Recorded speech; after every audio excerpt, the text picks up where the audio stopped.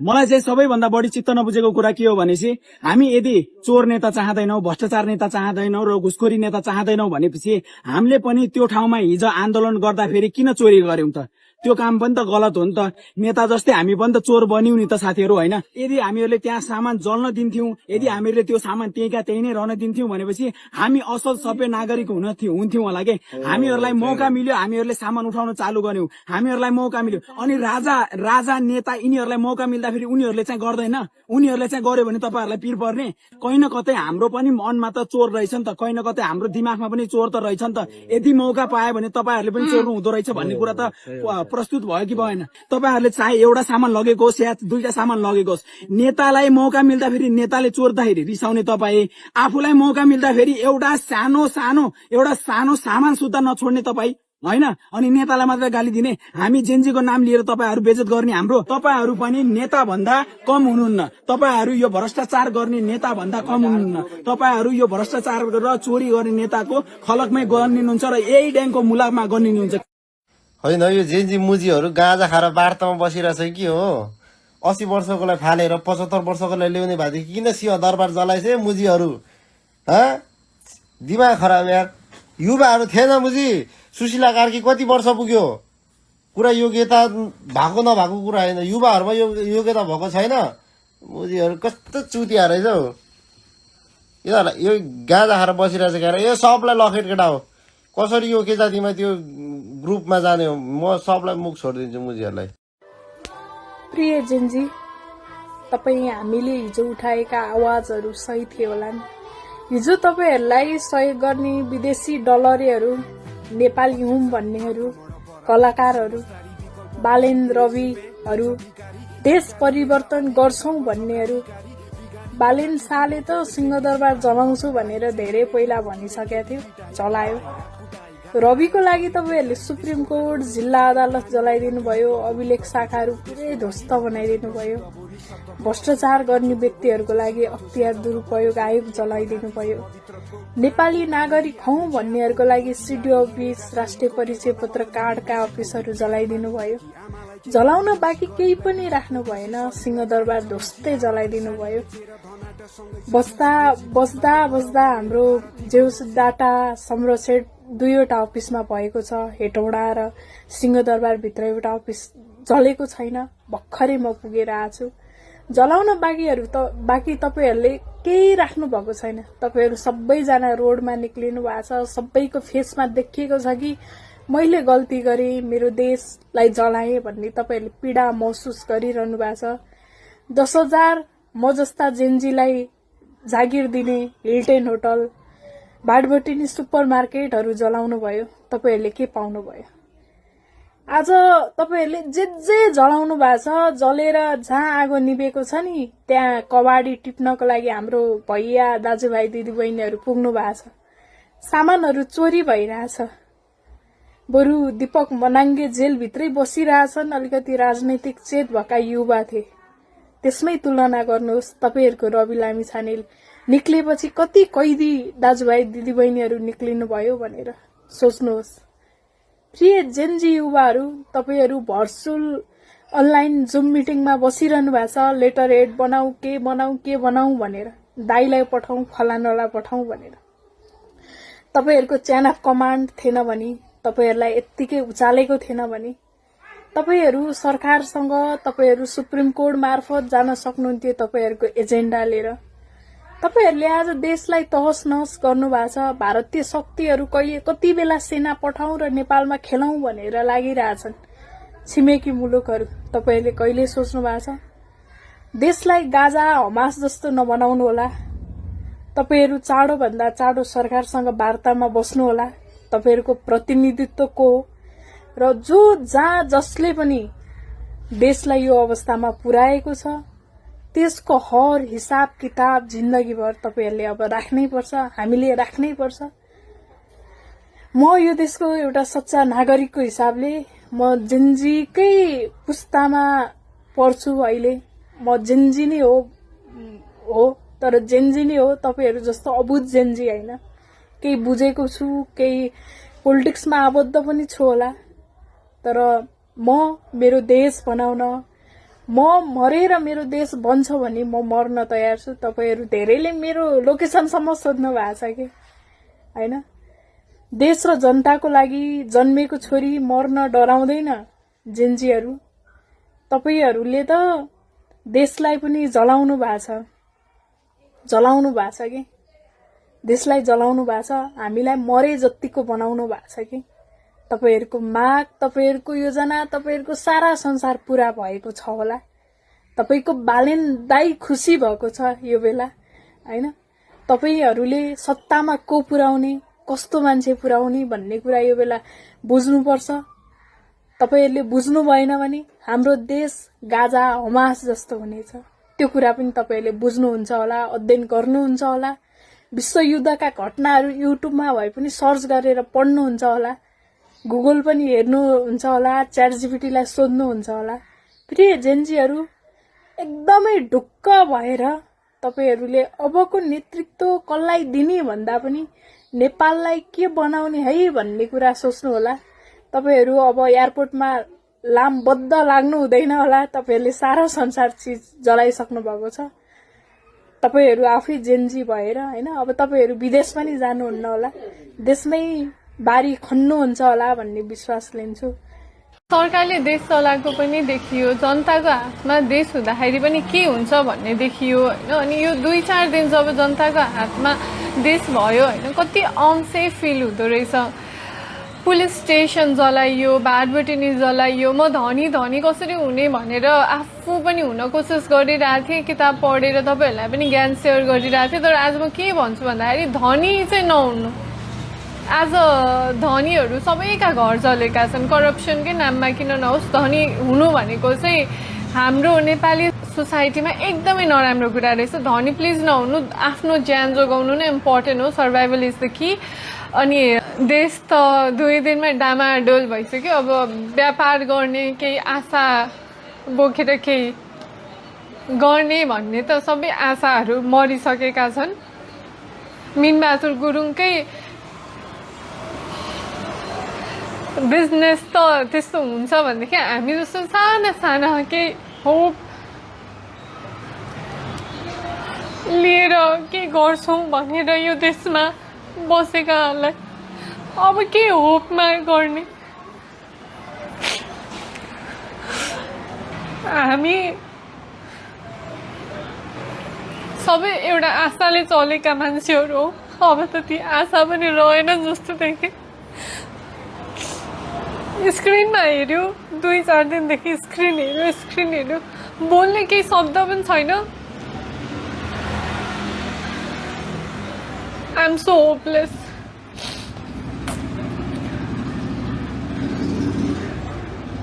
आगो ताप्नु मुडाको, कुरा सुन्नु बुढाबुढीको भनेको यही हो। के भयो हाम्रो जेन्जी भाइहरूलाई? सुशीला कार्कीलाई प्रधानमन्त्री बनाउने रे। को सुशीला कार्की? हामीले चिन्दैनौ। यदि तिमीहरूले चिनेछौ भने यसको हिस्ट्री देखाछौ तिमीहरूले विगतको। पहिला गएर यसको हिस्ट्री हेर। तिमीहरूले पुरानो संस्था फालेर नयाँ संस्था लिएर आउने भनेको होइन। यही हो नयाँ संस्था। के यसैको लागि युवाहरूले देशको लागि आफ्नो ज्यान बलिदान दिएका हुन्? के यसैको लागि नेपालमा रगतको खोलो बगाएको हो? के यसैको लागि नेपाल ध्वस्त बनाएका हौ तिमीहरूले? तिमीहरूलाई थाहा छ नेपाल कति वर्ष पछाडि गएको छ? 20-25 वर्ष पछाडि गइसकेको छ नेपाल। यो जे पनि भइरहेछ राजनीतिमा अहिले यो जेन्जेलाई युज गरेर धेरै ठुलो षड्यन्त्र गरिरहेका छन् मान्छेहरूले। तछाड र मछाड भइरहेछ प्रधानमन्त्री बन्नमा। प्रधानमन्त्री बन्नलाई सजिलो छ? जो पाए त्यही आएर प्रधानमन्त्री म बन्दिनी भनेर भनिदिने? हामी पनि बन्न सक्छौं त्यस्तो त। प्रधानमन्त्री कतिखेर केपीले कुर्सी छोड्ला र म गएर घुसाम्ला भनेर तछाड र मछाड गरेर बसिरहेछन् है। जो जान्ने बुझी छन् उनीहरू फेरि चुप्प लाएर भएछन्। जसलाई चाहिँ अब यो कहिले केपीले कुर्सी छोड्ला र म गएर बसौँला भन्नेहरू चाहिँ अगाडि सरेर बढिरहेका छन्। त्यसैले जेन्जी भाइहरूलाई पनि मैले भन्न चाहन्छु, पहिला जसलाई पनि प्रधानमन्त्री बनाउनु भन्दा पहिला त्यसको गएर हिस्ट्री हेर तिमीहरूले। प्रिय जेन्जी साथीहरू, हामीले जित्यौं भनेका थियौं, तर हामीले जति जित्यौं भनेर खुसियाली मनाइरहेका छौं, हामी जितेको भन्दा बढी हारेका छौं। यो देशमा अहिले अस्तव्यस्त भएको छ। सरकार छैन, कुनै कानूनहरू छैन। कानूनमा दिने अदालतहरू हामीले जलाइसक्यौं, तिनै प्रहरी बिटहरू जलाइसक्यौं, सिंह दरबारहरू सबै जलाइसक्यौं। यति मात्रै होइन, भ्रष्टाचारीहरूलाई त हामीले कारबाही गर्यौं। यद्यपि हामीले भ्रष्टाचारी भन्दा बाहिर धेरै गयौं। उता कैदीहरू कारागारमा रहेका कैदीहरू जसले मान्छे मारेका थिए, बलात्कारीहरू थिए, तिनीहरूलाई पनि हामीले छोडिसकेका छौं। त्यस्ता व्यक्तिहरूलाई समाजमा छोडिसकेपछि तिनै व्यक्तिहरूले यो समाजलाई अस्तव्यस्त गराउँछन्। तिनै मान्छेहरू फेरि पनि त्यस्तै काममा संलग्न नहोलान् भन्न सकिन्न। त्यसैले हामीले जति जित्यौं भनिरहेका छौं त्यो भन्दा बढी हारेका छौं। हिजो मैले नेताहरूको घरहरू जलाइरहँदा, नेताहरूलाई गाली गरिरहेको देख्दाखेरि, नेताहरूलाई घिसारिरहेको देख्दाखेरि खुसी लागेको थियो। राम्रो गर्यो हाम्रा देशका जेन्जीहरूले, म पनि जेन्जी उमेरकै मान्छे हो भनेर एकदम समर्थन गरिरहेको थिएँ। मनमा ढुकढुकी बसिरहेको थियो, खुसी मनाइरहेको थिएँ, खुसी भइरहेको थिएँ। तर के गर्नु, त्यो भन्दा धेरै सार्वजनिक सम्पत्तिहरू यसरी ध्वस्त भए कि ती सम्पत्तिहरू बनाउनको लागि हामीलाई 20औं वर्ष लाग्न सक्छ। 20औं वर्ष मात्रै लागे त हुन्थ्यो। यो नेपाल अब अरू कसैको हस्तक्षेपमा पो हुने हो कि भन्ने भइरहेको छ। यतापट्टि अहिले जति पनि फलोअर्स, सामाजिक सञ्जालमा फलोअर्सहरू कमाइरहेका जुन राष्ट्रिय स्वतन्त्र पार्टी लगायत अन्य व्यक्तिहरूमा जुन सम्मिलित रहेका छन्, जुन केही व्यक्तिहरू, यसमा मैले नाम तोकेर भन्न चाहन्न, म एउटा कुनै पनि पार्टीमा आबद्ध नभएको व्यक्ति हुँ, तर यसमा धेरै व्यक्तिहरूले अहिले आसेपासेहरूले प्रधानमन्त्रीको लोभ गरिरहेका छन्। अहिले प्रधानमन्त्री भन्दा पनि देशको संरचनाहरू अझै बाँकी रहेकालाई जोगाउनु जरुरी छ र देशमा अहिले जति पनि भागेर हिँडिरहेका छन् ती कैदीहरूलाई पनि जसरी त्यहाँ थुनुवामा राखिएको थियो त्यसरी राख्न जरुरी छ। अहिले हजारौं कैदीहरू ठाउँ ठाउँबाट भागिरहेको अवस्था छ। ती कैदीहरूलाई देखिसकेपछि समाजमा मान्छेहरू बस्न पनि डराइरहेका छन्। समाजका मान्छेहरू अस्तव्यस्त भएका छन्। अब पनि फेरि पनि यो अपराधीले हामीलाई कति हत्या गर्ने होइन, यो अपराधीले फेरि पनि बलात्कार गर्ने त होइन भनेर अहिले यो समाजमा मान्छे डराइरहेका छन्। यो डरलाई अब हामीले पूर्णतः निर्मूल गर्नुपर्छ र अहिले जस्तो यो सरकार बिनाको यो हाम्रो राष्ट्र रहेको छ यसमा सबैजनाले आफ्नो ठाउँबाट पहल गर्नुपर्छ। हामीले जित्यौं भनेका थियौं, जित भन्दा धेरै हार भएको छ। दर्शकबिन, तपाईले यो स्वीकार्नुहुन्छ या स्वीकार्नुहुन्न, तर ढिलो चाँडो यो स्वीकार्न हामीलाई अवश्य पर्नेछ। अनि यो जेन्जी कि फेन्जी भन्नेले त एउटा प्रधानमन्त्री बन्ने मान्छे नि पाएन छ होइन। हो, राजनीतिक दल बिनाकोले हुँदैन यो संविधान मान्दा।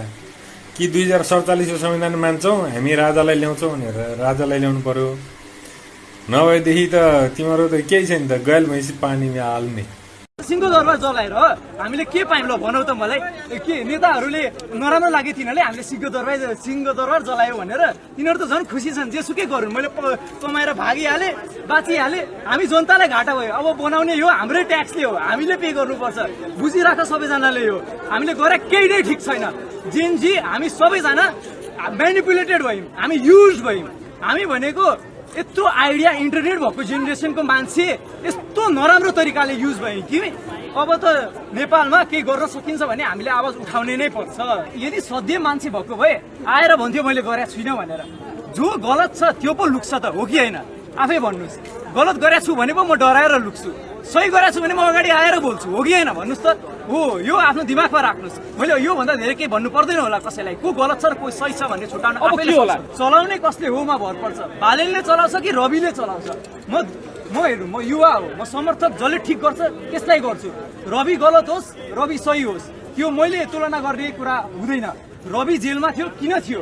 किनकि यहाँ सरकारले, यहाँ अदालतमा प्रमाण थियो रवि गलत हो, त्यसैले जेलमा थियो। जेल गएको मान्छे कहीँ सही हुन सक्छ? आफैलाई सोध्नुहोस् एकचोटि। सफल भयो हाम्रो एन्टी करप्सन मुभमेन्ट? के हुँदैछ अहिले? देशको सम्पत्ति सत्यानाश पारेर हाम्रो मुभमेन्ट कति सक्सेसफुल, कति राम्रो, कति एजुकेटेड जेन्जी। वाह, हिजोसम्म आई वाज सपोर्टिङ के म त्यो बच्चालाई गोली लागेर भुइँमा लड्दाखेरि मेरो आँखाबाट आँसु झरेको थियो कि होइन। तर आज मेरो घरमा गएर बुढा भएका हजुरबा हजुरआमा, 90 वर्षका हजुरबा हजुरआमा बस्छन् त्यो घरमा।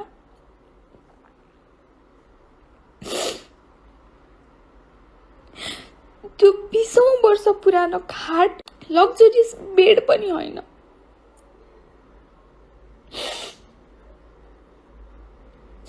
यति रिसिभी थियो तिमीहरूलाई। यिनीहरूले गरे, यिनीहरूले पढेछन्, यिनीहरू पढे लेखेका भयो भनेर यति रिसिभी, यति रिस। कुनै बेला त्यही परिवारसँग हात जोड्न आउँथ्यो होला नि त, होइन? विदेशमा गएर मान्छे अड्केर फिर्ता ल्याइदिनुहोस् भन्दै, होइन? कसको 1 रुपियाँ खाएको छ मेरो परिवारले भने मलाई भन। म तिर्दिन्छु तिमीहरूको पैसा। 1 रुपियाँ पनि कसैको खाएको छ भने, 1 रुपियाँ करप्सन गरेको छ भने 24 घण्टा काम किन गर्नु नपरोस्, म गर्छु, म तिर्छु मेरो राज्यको सम्पत्ति। एन्टी पोलिटिसियन मुभमेन्ट हो यो कि एन्टी करप्सन मुभमेन्ट हो? कसले बनाइदिन्छ त्यो घर? अब कहाँ छ पैसा? हो, यही भएर नेपाल बन्दैन कि। आज जति पनि पब्लिक प्रपर्टी ड्यामेज भएको छ नि, भोलि त्यही बनाउनलाई अझै 10 वर्ष लाग्छ।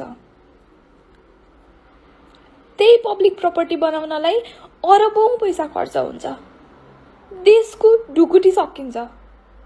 त्यही साइकल रोटेसनमा जिउने हो सधैँभरि। राजनीति गर्ने हरेक मान्छे करप्टेड हुँदैन के। तिमीहरूलाई प्रमोसन गर्न चाहिएको बेलामा प्रमोसन गरिदिन सकेन भनेर त्यसको रिस पोख्ने होइन के, बुझ्यौ नि? राम्रो काम नगरेकोलाई रिस पोख न, नराम्रो तिमीहरूको बिगारिदिएको छ भने पोख। त्यो घरमा गएर बुढापाका हजुरबा हजुरआमालाई टर्चर दिएर के पायौ? त्यही हो तिमीहरूको एन्टी करप्सन मुभमेन्ट।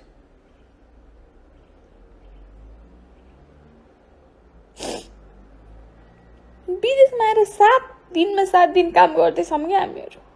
त सिक्योर छैनस् त फाइनेन्सियली भनेर मलाई इमिग्रेसन अफिसले भिजा एक्सटेन्ड गरिदिएको छैन कि।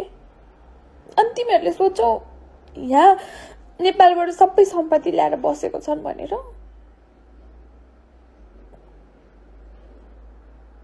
हरेक कार्यकर्ताको घर जलाऊ न त, हरेक भोटरको घर जलाऊ, हरेक कार्यकर्ताको घर जलाऊ। के त्यही हो सल्युसन? हो, म जेन्जी हो, मैले यो मुभमेन्टलाई पनि सपोर्ट गरेको हो, तर रङलाई रङ भन्ने हैसियत छ मेरो। रङलाई रङ भन्ने हिम्मत राख्छु के, नट बिकज मेरो परिवारलाई केही गर्यो भनेर होइन। सिंहदरबार, मन्त्री निवास होइन, पब्लिक प्रपर्टी सबै भोलि तिमीहरूले जसलाई मन्त्री गराउँछौ त्यो पनि गएर मन्त्री निवासमै बस्छ के। त्यही मन्त्री निवास चाहिन्छ। कहिले रिपेयर गर्छौ? अस्ति भर्खरै बनेको थियो त्यो। कति अरबौं पैसा खर्च भएको छ थाहा छ? कहाँ लगेर राख्छौ तिमीहरूको अबको नयाँ मन्त्रीलाई? टेन्टमा? कहाँ बस्छन्? चाहिँदैन घर, चाहिँदैन अफिस। यही हो मुभमेन्ट। थाहा छ मलाई गाली गर्छौ होला, आफूलाई परेपछि यस्तो भन्छौ होला, भन, केही फरक पर्दैन। कसैको 1 रुपियाँ खाइएको पनि छैन, डराउँदा पनि डराइदैन, झुक्दा पनि झुकिँदैन। म कुनै पनि पोलिटिकल पार्टीमा आबद्ध छैन, म कुनै पनि पार्टीको मान्छे होइन। म एउटा इन्डिभिजुअल नागरिक हो, म जेएनजी हो। मलाई पनि चेन्ज चाहिएको छ, मलाई पनि नेपालमा सुख सुविधा चाहिएको छ, मलाई पनि यहाँ अर्काको रेस्टुरेन्टमा गएर भाडा माझ्नु रहर छैन के, बुझ्यौ नि? तर त्यसको मतलब चाहिँ हरेक पोलिटिसियनले लुटेकै छ, हरेक पोलिटिसियनले अर्काको सम्पत्ति खाएको छ भन्ने होइन कि। अलिकति ब्याकग्राउन्ड चेक गर्ने गर न, त्यो परिवार कस्तो छ, त्यो परिवारमा के इन्कम छ, अलिकति चेक एनालाइज गरेको छौ? कति वर्ष लाग्छ अब त्यो संरचनाहरू फेरि तयार गर्नलाई? कति लगानी लाग्छ, कति पैसा खर्च हुन्छ? त्यति पैसा केमा खर्च गर्न सकिन्थ्यो? रेजिग्नेसन माग्ने हो, रिजाइन गर, छोड भन्ने हो के। सरकारी सम्पत्ति जलाएर त कसैलाई पनि भलो हुँदैन नि त। हेलो जेन्जीहरू, तिमीहरूले जेन्जीको नाममा चेन्जी, फेन्जी, राजनीतिक दल, भरौटे, गुन्डा, ट्यापे, मुन्द्रे सबै प्रयोग गरेर जेन्जीको नाम प्रयोग गरेर राज्यको सम्पत्ति दोहन गर्यो होइन? तिमीहरूको पनि भलो हुँदैन न, तिमीहरूको टेक्निकल र नसमाउने आएको कहाँबाट गर्छौ? यत्रो राज्य सम्पत्ति आज अरबौं खरबौंको चाहिँ क्षति गरेको छ। राज्यको चाहिँ तिम्रो चाहिँ के अरे सम्पूर्ण डकुमेन्टहरू जलाएको छौ, तस नस पारेको छौ। कहाँबाट ल्याउँछौ ती डकुमेन्ट? अब तेरीमा टोक्ने यो जेन्जीको नाममा दस्तरी गरेर तिमीहरूले के गर्न खोजे हो? के गर्न खोजे? तिमीहरूको नि उपलब्धि छैन, केही उपलब्धि छैन, केही हुनेवाला छैन। देशलाई सिद्ध्यायो, ढुकुटीलाई रित्यायो, तिमीहरूले गर्नसम्म गर्यौ, देशलाई भड्कालोमा हाल्यौ। सरकारी सम्पत्तिको तहस नहस गर्यो। तिमीहरूले उपलब्धि चाहिँ केही गर्न सक्दैनौ, यो लेखेर राख। आज भनेको छु यो इतिहासले सम्झने छ। यो जेन्जीको नाममा के गर्यो, जेन्जी मात्रै थियो कि पेन्जी थियो, सेन्जी थियो, कता कता के थियो, जेन्डी XY ABC के थियो। तिमीहरूको पनि उपलब्धि चाहिँ राम्रो भएन। जे गर्नु थियो गरौ, त्यो ठिकै होला, तर सरकारी सम्पत्ति चाहिँ नष्ट गर्ने काम यो कदापि मान्ने छैन, स्वीकार हुने छैन। नमस्ते नमस्ते नमस्ते भाइ बहिनीहरू अथवा दाजुभाइ काका मामा ठुला बडा सबैलाई मेरो नमस्ते। नेपालमा रहनु भएको सबैलाई नमस्ते। तपाईहरू यस्तो ठुलो आन्दोलन गरिरहनु भएको छ, हामीले देखिरहेका छौँ। हामी नेपालमा छैनौँ तैपनि हामी तपाईँहरूकै साथ दिनेछौँ, दिइरहेका छौँ। तपाईँहरूले गरेको खुसी लागिरहेछ। तर मलाई चाहिँ अलिकति खुसी नलागेको कुरो चाहिँ तपाईँहरूमा मेरो गुनासो चाहिँ के छ भन्दाखेरि, जुन चाहिँ तपाईँहरूले नेपालको जुन हाम्रो सिंहदरबार भनौँ, त्यो ठुल्ठुलो संरचना, ठुल्ठुलो बिल्डिङहरू, अब तपाईँको सर्वोच्च अदालतहरू भयो, सडक विभागको अफिसहरू यसरी जलाउनु भएन क्या। त्यो त हाम्रो देशको सम्पत्ति हो, त्यो किन जलाउने? त्यो भित्र भएको कागजपत्रहरू बरु त्यसको अफिसलाई तोडफोड गर्नु, तर त्यसरी जलाउनु त भएन नि। त्यो फेरि बनाउनलाई करोडौँ करोडौँ पैसा लाग्छ। कसले ल्याउँछ त्यो पैसा? हाम्रो तपाईँहरूको नयाँ सरकार त गठन गर्नुहुन्छ होला, त्यो सरकारलाई फेरि त्यो सबै कुरो रिस्टोर गर्नलाई त वर्षौँ लाग्छ हो। अब त्यो मन्त्रीहरूको घर गाडी पनि जलाएर तपाईँहरूलाई खास केही पनि फाइदा छैन, किनभने त्यसको मन्त्री पद जान्छ, त्यसलाई ल्याएर जेलमा हाल, त्यसलाई पिट कुट जेसै गर, त्यसको घर जलाएर केही फाइदा छैन। त्यसको घरलाई हामीले हाम्रो सरकारले सरकारीकरण गरेर आफ्नो सरकारको पछि निजी अफिसहरू खोल्नलाई काम लाग्छ नि त। त्यो त्यसरी जलाउने त भएन नि। मन्त्रीले चढ्ने गाडी पनि नेपाल सरकारको गाडी त हो नि। त्यो नेपाल सरकार त अब खतमै हुन लाग्यो, देशको प्रपर्टी हो त्योहरू जलाएर तपाईँहरूले यस्तो अलिकति त्यो चाहिँ गलत भयो जस्तो लाग्यो साथीभाइ हो मलाई है। अनि मन्त्रीहरूलाई चाहिँ तपाईँले बरु धोती न टोपी पारेर चाहिँ पिटेर चाहिँ गाडीको पछाडि ट्रकको डालामा हालेर काठमाडौँ सहर घुमाएर माला जुत्ताको लगाएर घुमाउनु, अनि लास्टमा लगेर चाहिँ तिनीहरूलाई चाहिँ त्यही नारायण हिटीमा तिनीहरूले बनाएको त्यो सङ्ग्रहालय छ नि त्यहाँभित्र राखिदिने क्या। अनि हामी पछि बेला बेला हेर्नु पनि हुन्छ है। यस्तो खालको यो भ्रष्टाचार गर्ने यो फल्ना नेता यो भनेर है। अब फेरि नयाँ सरकार बनाउँदाखेरि कसलाई चाहिँ तपाईँहरूले चाहिँ नियुक्ति गर्नुहुन्छ त होइन? सरकारमा ठुलो मान्छे कसलाई राख्नुहुन्छ त्यो फेरि तपाईँहरूले बुझेर गर्नु होला। फेरि त्यहाँबाट फेरि त्यही भ्रष्टाचारीहरू पर्ला फेरि तपाईँको होइन। सो त्यसमा हामीले होस गर्नुपर्ने हुन्छ मेरो विचारमा है भाइ बहिनीहरू दाजुभाइ, तपाईँहरू जान्ने पढे लेखेकाहरू होइन। अनि तपाईँहरूले जुन चाहिँ अब त्यसरी सरकारी संरचनाहरू, त्यसरी हाम्रो सरकारी सिंहदरबारहरू, सडक विभागको अफिसहरूदेखि लिएर तपाईँको सर्वोच्चदेखि लिएर हरेक प्रहरी चौकी थानाहरू यसरी जलाउनु थाल्यो, यसरी गर्नु थाल्यो भने त तपाईँहरू त अब अलिकति बुद्धिजीवी पढे लेखेको मानिसहरूले गरिरहेको आन्दोलन हो यो होइन। यो त त्यो माओवादीले गरेको र तपाईँहरूले गरेकोमा के फरक भयो त होइन? सो त्यही भएर अलिक बुद्धि लाउनुहोस्। हाम्रो सरकारी संरचना, सरकारी भवन, सरकारी सम्पत्ति केहीलाई पनि आगो लाउने बिगार्ने काम नगर्नुहोस् होइन।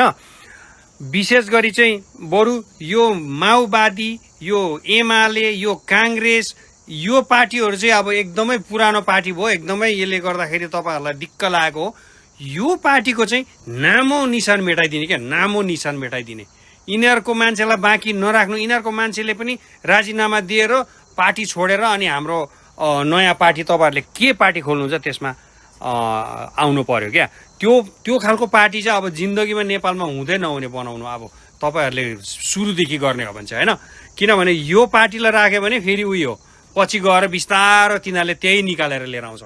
सो अब फेरि नयाँ पार्टीमा तपाईँहरूलाई थाहा छ नि, नयाँ प्रधानमन्त्री, नयाँ अब राष्ट्रपति को के नियुक्ति गर्नुहुन्छ, त्यो मान्छेहरू पनि तपाईँले हेरेर बुझेर मात्रै गर्नु फेरि होइन। किनभने हाम्रो त्यहाँ भित्रभित्र त अब त्यस्तो खालको भ्रष्टाचारी त फेरि सुरु भइहाल्छ नि, हाम्रो मान्छेहरू त त्यस्तै छ होइन। सो त्यसमा चाहिँ तपाईँको मलाई एकदमै खुसी लागिरहेछ तपाईँहरूले गर्नुभएकोमा।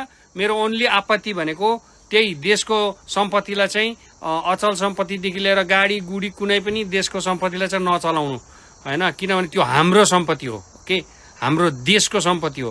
पछि हामीलाई फेरि त्यो बनाउनलाई वर्षौँ करोडौँ पैसा लाग्छ होइन। त्यो चाहिँ तपाईँहरूले बुद्धि पुऱ्याउनु पर्यो है। अनि त्यहाँ कतिपय मानिसहरूले अब पर्सनल रिसिभीले पनि गरिरहेको हुनसक्छ। के हुन्छ तपाईँको त्यो सरकारी अदालततिर सरकारी उसतिर भएको कागजपत्र त सबै खतम भयो नि त। त्यो खतम हुने बित्तिकै त हाम्रो देशमा त के कानुन नियमै नभएको देश एकदमै बर्बाद हुन्छ नि त यार। त्यो चाहिँ गर्नु भएन भाइ बहिनीहरू दाजुभाइहरू। त्यो चाहिँ तपाईँहरू त अब अलिकति जान्ने भयो, तपाईँहरू आँटिलो पनि भयो, मैदानमा निस्केर रगत पनि बहाउनु भयो। भाइ बहिनीहरू धेरै मर्नुभयो। उसको आमा बाउलाई मेरो धेरै शोक मेरो मनबाट धेरै ऊ छ। छोराछोरीलाई मेरो धेरै प्रार्थना गरिदिउँला म है। अनि तपाईँहरू पनि सबैलाई धेरै गुड लक भन्न चाहन्छु। अलिकति होस गरेर काम गर्नु होला।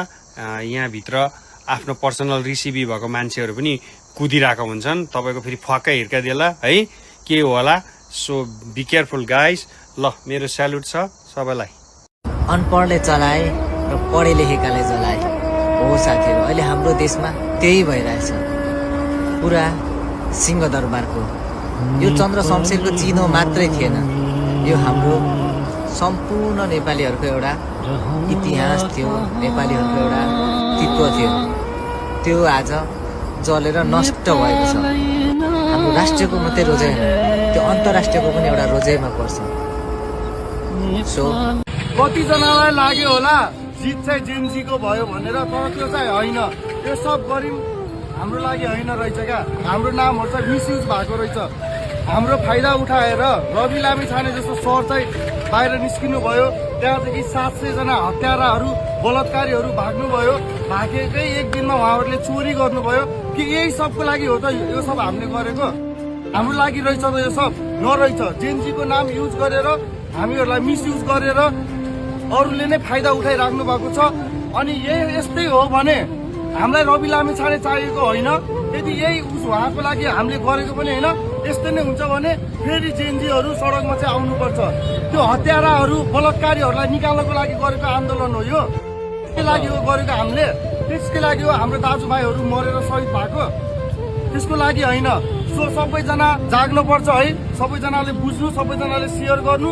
यो हामीले रवि लामिछानेको लागि गरेको आन्दोलन थिएन, यो हाम्रो लागि गरेको आन्दोलन थियो। उहाँले चाहिँ त्यसको भरपुर फाइदा उठाउनु भयो। आफू त भाग्नुभयो। साथमा 700 जना बलात्कारीहरू हत्याराहरूलाई पनि भगाउनु भयो। यो सही होइन। संसद भवन जलेको होइन साथीहरू, सिंहदरबार बालुवाटार र राष्ट्रपति भवन शीतल निवास जलेको होइन। यो त सिङ्गो नेपालीको भविष्य जलेको अनुभूति भइरहेको छ साथीहरू। जेनजी पुस्ताले गरेको आन्दोलन जायज थियो, जायज छ र जायज रहनेछ। तर जेनजीको आन्दोलनमा घुसपेट भयो भन्ने शङ्का यति बेला गरिएको छ। न्याय कहाँ हो? कहाँ माग्न जाने न्याय? न्याय माग्ने ठाउँ हेर्नुहोस् यहाँ न्याय माग्ने ठाउँ, न्याय दिने ठाउँ हेर्नुहोस्।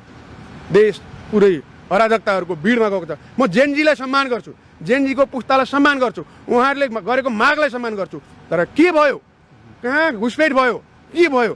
को आयो? जेनजीको माग यो थियो। म अधिवक्ता भरत कुमार घिमिरे, कानुन व्यवसाय नि त। आज सर्वोच्च अगाडि छौँ। सर्वोच्चका फाइलहरू सबै जले। सिंहदरबार जल्यो, राष्ट्रपति कार्यालय जल्यो, संसद भवन जल्यो, देशका महत्त्वपूर्ण संरचना जले। के भन्नुहुन्छ? जल्यो, रोयो, रोइरह्यो, देश रोयो, बा रोए, आमा रोए, सारा नेपाली रोए। न्याय मरो, न्याय सिद्धियो। र अब कहाँ जाने? न्याय खोज्न कहाँ जाने? देशलाई जोगाउने, देशको सार्वभौमसत्ता जोगाउने एउटा नेपाल आर्मी थियो। नेपाल आर्मी कहाँ गयो? देश रोइरहँदा नेपाल आर्मी कहाँ गयो? आज हेर्नुहोस्, म सर्वोच्चको प्राङ्गणमा बसेर मेरा आफ्ना शब्दहरू निकालिरहँदा मलाई रुन मन लागिरहेको छ। हेर्नुहोस्, प्राङ्गण हेर्नुहोस्। आज तपाईँलाई यो भनिरहँदा सर्वोच्चको प्राङ्गण मैले नेपाल आर्मी देखिनँ। हेर्छु, कतै नेपाल आर्मी छ? देख्दिनँ। जोगाउने नेपाल आर्मीले थियो। आज कहाँ छ नेपाल आर्मी? चोक चोकमा बसेको देखिरहेको छु। तर यो संरचना जोगाउन नेपाल आर्मीले किन सकेन? जम्मा 10 मिनटको दूरीमा नेपाल आर्मीको हेडक्वार्टर छ। तर नेपाल आर्मीले जोगाउनु पर्थ्यो, जोगाउन सक्थ्यो, किन जोगाएन? रहस्यमय छ। हेर्नुहोस्, नेपाल आर्मीलाई त राष्ट्रपति रामचन्द्र पौडेल र प्रधानमन्त्री केपी शर्मा ओलीलाई नेतालाई जोगाउने हो? नेतालाई जोगाउने कि देश जोगाउने हो? नेता जोगाउने हो कि देश जोगाउने हो? हत्याराहरूलाई जोगाउने हो कि देशलाई जोगाउने हो? राष्ट्रलाई जोगाउनु पर्थ्यो, धरती जोगाउनु पर्थ्यो, माटो जोगाउनु पर्थ्यो। आज हत्याराहरूलाई जोगाउन लाग्यो। यो सही हुन सक्दैन। तर सही हुन सक्दैन। प्रधान सेनापतिले अस्ति के भन्नुभएको थियो भने मैले जनता मारेर नेताका घर जोगाउन सक्दिनँ भनेर ब्रिफिङ गर्नुभएको थियो भन्ने समाचार छ नि त केपी ओलीलाई। अस्ति होइन, यो हिजो बिहान आएको कुरा हो। हिजो बिहान आएको कुरा हो। ठिक छ, नेपाल आर्मीले जनता जोगाउने हो, राष्ट्र जोगाउने हो, देश जोगाउने हो, त्यो आएको कुरा हो। कहीँ आधिकारिक सुन्नमा आएको छैन। तर नेपाल आर्मीले चाहेको भए हिजो बिहानदेखि नै देश जोगाउन सक्छ। हेर्नुहोस् त, यत्रो धरोहर न्याय मर्यो, कहाँ जाने? आज अपराधीहरू खुलम खुला जेल तोडेर हिँडिरहेका छन्, कहाँ जाने? आज जसले जुन अपराधीहरूलाई सजाय दिएको छ ती कहाँ गए? आज हेर्नुहोस्, एउटा चेली बलात्कृत भएको छ, चेली बलात्कृत गर्ने अपराधी जेलमा गएको छ, त्यो अपराधी बाहिर निस्किसकेको छ र निस्किसके पछाडि उसले फेरि त्यो जसले आरोप लगाए त्यसैमाथि धावा बोलिरहेको छ। अझै पनि भनिरहेको छ हामीले यो संरचनाहरू जलाउने हाम्रो उद्देश्य बिल्कुल कदापि छैन र हुने पनि छैन भने। बिल्कुल जेनजीले यो सोचेको पनि होइन, जेनजीको यो माग पनि होइन। नितान्त करप्सन एकदम सीमा बाहिर। हेर्नुहोस्, हरेक कुराको अप्टिमम लेभल हुन्छ, एउटा आदर्श लेभल हुन्छ। करप्सन चाहिँ आदर्श लेभलबाट माथि गइसकेको हुनाले त्यो करप्सनको न्यूनीकरणको लागि जेनजीले यो आन्दोलन गरेको। अब राजनीतिक निचोडतिर जाउँ। अब जेनजीले भनेको छ बालेनलाई प्रधानमन्त्री बनाएर युवा सरकार बनाऊ भनेर भनेको छ। अब कतिपय जनताले भनेका छन् बालेन र रवि मिलेर सरकार बनाऊ भनेका छन्। के छ यो सम्भावना छ? सम्भावना छ। हेर्नुहोस्, बालेनले अब बालेन निकास हो त राजनीतिक यो देशको लागि बालेन यो पुस्ताको प्रतिनिधित्व गरेको भएको हुनाले बालेन निचोड हो। पुस्ताको प्रतिनिधित्व उसले आफैले भनेको छ नि। 4-5 वर्ष उमेर बढी हुँदाखेरि पनि म जेनजीको उमेरको होइन है। महानगरबाट अहिलेसम्म राजीनामा दिएका छैनन्। हुन त अस्तव्यस्त छ देश, अब सम्हाल्नु पनि छ। यति बेला महानगरकै टिम, रेस्क्यु टिम घुमिरहेको छ, दमकल घुमिरहेको छ। अब के छ, कोहीले के छ यो भविष्य ठ्याक्कै बताउनुहोस् त। यो त अचम्म छ। हेर्नुहोस्, मैले के सोचेको थिएँ भने हिजो बेलुका मात्रै, सुन्नुहोस् है, हिजो बेलुका मात्रै सरकार के अरे सेनाले केही गर्छ होला हो, एउटा अन्तरिम गभर्मेन्ट फर्मेसन गर्छ होला हो भन्ने थियो। अब अहिले त रवि कहाँ छ पनि थाहा छैन, बालेन कहाँ हो पनि थाहा छैन, सेनाले के गरिरहेको छ भने थाहा छैन। संवाद हुँदैछ भनेको छ, राष्ट्रपतिले राजीनामा दियो भनेको छ, दिएको हो कि होइन, फेरि राष्ट्रपति सहितको संलग्नतामा वार्ता हुँदैछ भने भनेको छ। र जनताहरूलाई एकदम गुमराहमा राख्यो हुनाले सेनाले के गर्नु पर्थ्यो भने इन्टरिम गभर्मेन्ट हिजो नै फर्मेसन गर्नु पर्थ्यो कि आफैले लिएको कुरा भन्नु पर्थ्यो। एउटा स्पिच दिएर तपाईँ हाम्रो प्रधानमन्त्री केपी शर्मा ओली हुन् है ठ्याक्कै। आजको दिनमा केपी शर्मा होइन, टेक केयरको रूपमा भनेको छ, टेक केयर गभर्मेन्ट भनेर राष्ट्रपतिले भनिदिएको छ हो। तर प्रधानमन्त्री देशले जनताले अहिले उसलाई चाहेको छैन। जति सक्दो छिटो निचोड माग्नुभयो तपाईँले, जति सक्दो छिटो सेनाले जेनजी र बालेन मिलेर एउटा इन्टरिम गभर्मेन्ट खडा गर्नुपर्छ, फर्मेसन गर्नुपर्छ भन्ने नै हो। हस्, थ्याङ्क यू। तिमीहरूलाई भेडाहरू केपी चोर देश चोर, तिमीहरू चाहिँ केही चाहिँदैन तिमीहरूलाई, देख्नु हुँदैन है। केटिएम सिटीमा पुरै स्कुटरमा लुगा हालेर लगाएछ, भाँडाहरू लिएर दौड्याछ, छोरा अगाडि बोकिरहेछ, आमा पछाडिबाट हाम्रै त हो नि सम्पत्ति भनेर हिँडिरहेछ। यो अन्टीहरू, यो आमाहरू के भएको? त्यो घर लगेर युज गर्न तिमीलाई शान्ति हुन्छ? केपी चोर देश चोर, we are against the corruption रे। अनि लास्टमा के तिमीले गरेर चाहिँ के भयो? करप्सन भएन? कसरी खान सक्ने होला क्या त्यो कराईमा भात पकाएर? कसरी लाउन सक्ने होला क्या त्यो लुगा? नाङ्गे हिँड्छौँ बरु, खाँदैनौँ बरु। के गरे त्यस्तो? त्यति साह्रो पनि चाहिएको थिएन। तिमीले प्रुभ गर्यो क्या तिमीहरूको लागि ओली नै ठिक थियो, तिमीहरूको लागि देउबै ठिक थियो, तिमीहरूको लागि प्रचण्डै ठिक थियो भनेर। हेर्दाखेरि पनि मेरो त दिमाग छड्केर आउँछ। गर्नु खोजे चाहिँ के क्या? जेनजी फुच्चे भाइहरू पनि छ, त्यसपछि अन्टीहरू छ, आमाहरू लगिरहेछ क्या छोराहरूलाई। छैन भेडाहरू। आज एक्कासी मेरो मनमा एउटा गहिरो प्रश्न आएको छ, जुन प्रश्न चाहिँ तपाईहरू समक्ष पनि पक्कै आएको छ।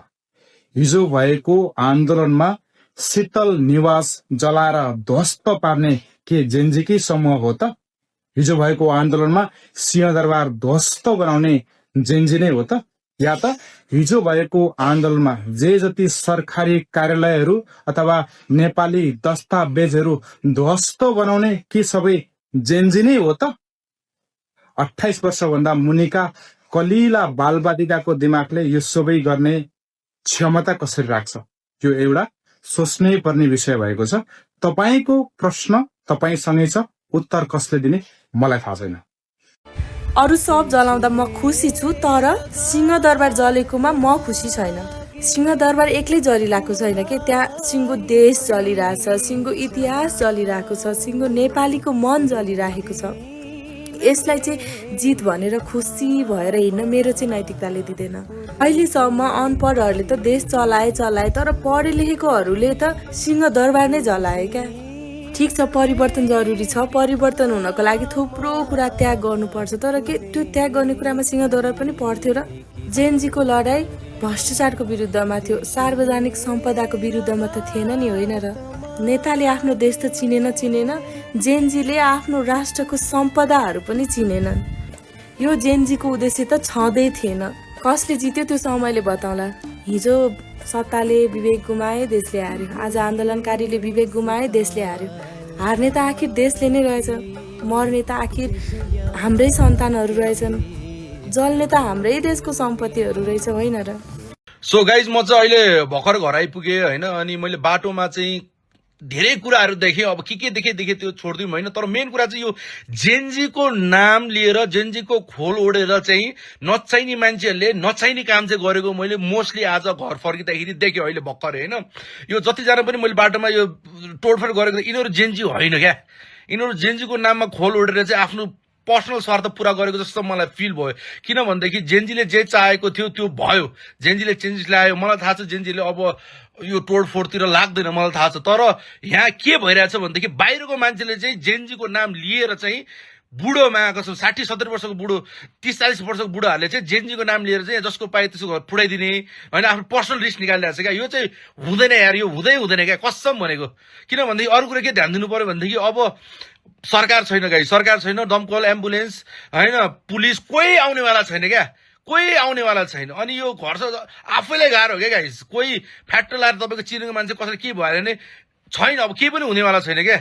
हुन्छ नि, कसैलाई बचाउनेवाला पनि छैन यहाँ अब होइन। सो त्यही भएर चाहिँ यो जसले यो तोडफोड गरिरहेछ, म चाहिँ अब यिनीलाई आज जे भयो, तर भोलिदेखि यो जसले गर्छ म उनीहरू जेनजी चाहिँ मान्दिनँ। र उनीहरू हुँदा पनि होइन क्या, यो कसैले खटाएको इन्भेटर हो यिनीहरू, आफ्नो पर्सनल स्वार्थ पुरा गर्न आइरहेछन् यिनीहरू। किनकि जेनजीले जे चाहेको थियो भयो, जेनजीले भिक्ट्री पाइसक्यो, जेनजीले जे मुभमेन्ट चलाएको थियो सफल भइसक्यो। अब जेनजीहरूलाई अब अगाडि कसरी बढ्ने भन्ने मात्र टेन्सन छ। तर यो माछालाई यो जो जेनजीको नाम लिएर चाहिँ यो बुढाहरू हिँडिरहेछ नि बाटोमा, यिनीहरूलाई चाहिँ भोलिदेखि देखे कि लखडम है, भोलिदेखि कसैले तोडफोड गर्न थाले कि समातेर बरु लखडम क्या तिनीहरूलाई, लखडममा आएको छौँ। किन भोलिदेखि यस्तो अब हुँदैन गाइस। अब चाहिँ हामी अब हुन्छ नि पिसफुल्ली जानुपर्छ।